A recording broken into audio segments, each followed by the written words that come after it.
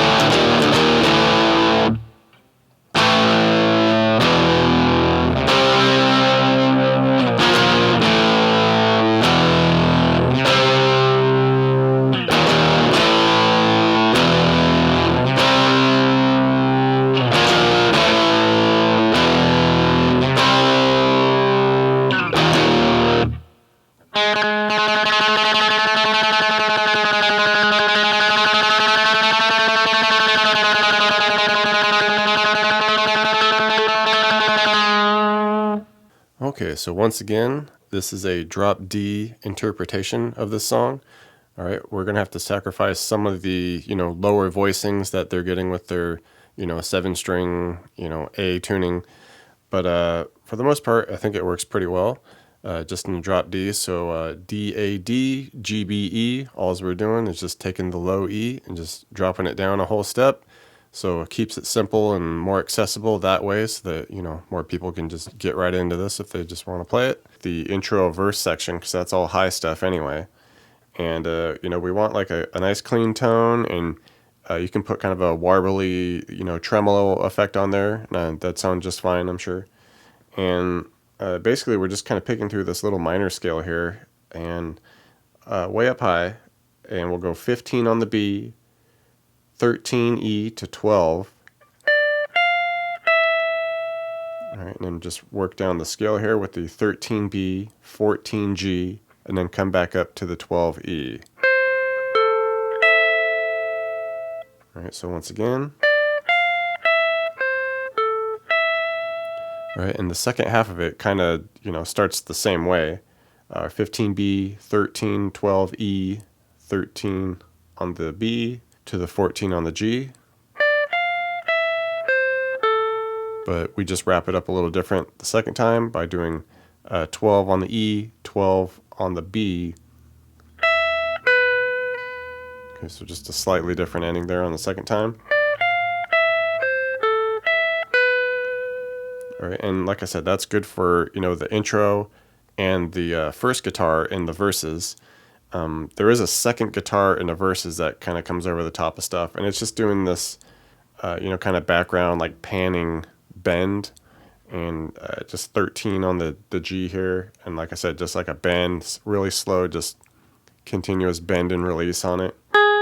Right, now we get into the main riff of the song, and this is, definitely where a lot of the sacrificing of the, lower voiced chords is happening. We can kind of do a neat inversion of the chords, really, and still keep some of the lowness, I think it works pretty well. So basically, we're just going essentially between like an E flat power chord and an A power chord.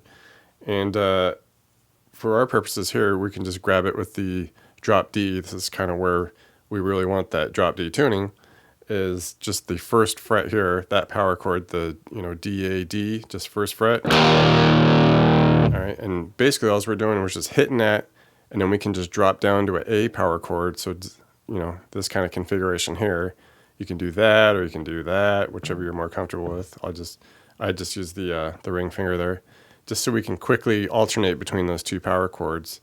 All right, so we just hit the low E, and then we drop down, hit the open A power chord. All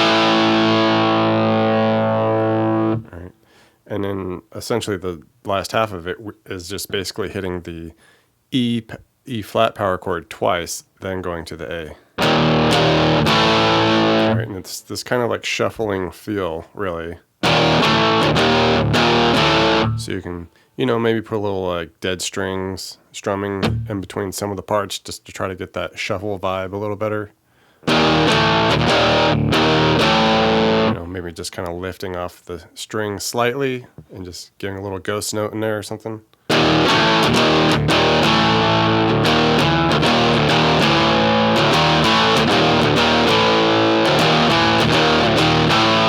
That type of vibe. All right, for the chorus, just a series of power chords going on here, and we can keep it pretty low. Works well. And essentially we just start with the open A power chord. All right, and then we can do our E power chord, which is just 2s on the DAD. All right, to a C power chord at 3A with the 5 on the D and G. All right, and at the end of the first time, we just drop down and strum a couple B flat power chords at 1A with the 3 on the D and G. So just a bop bop. All right, and then we start it over basically. A, E to C. And we end it the second time around, drop down and hit some E flat power chords. So just first fret on the DAD. All right, and you just basically go through those two different progressions for the chorus.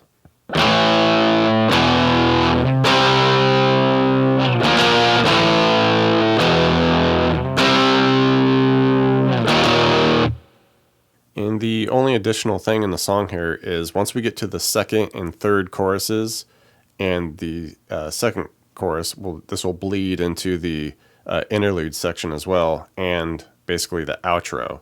All it is a second guitar, and it's just doing this kind of Cornish, bend that happens. Another real slow bend and release type of vibe. And if you throw a little delay on this, I think it'd sound extra good.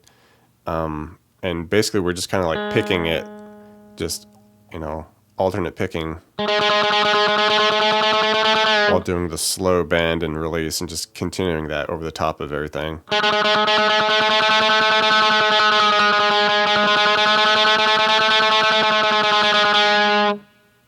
Thanks for checking out the video, everybody. Like it, share it, leave a comment. It's always good to hear from you.